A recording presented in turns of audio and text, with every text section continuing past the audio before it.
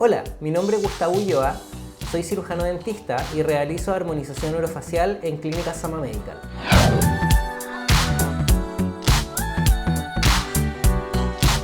El bruxismo es una parafunción caracterizada por el apretar inconsciente de los dientes, o dicho comúnmente, el rechinar de los dientes. Esto ocurre principalmente en la noche, trayendo como consecuencia el desgaste dentario y la hipertrofia de los músculos masséteros, quienes se insertan en el ángulo de la mandíbula, pudiendo ocasionar un aspecto cuadrado al rostro.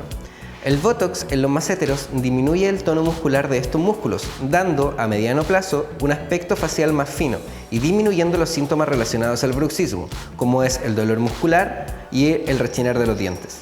Agenda tu hora en Sama Medical Concepción y Los Ángeles para tu evaluación gratuita. Te espero.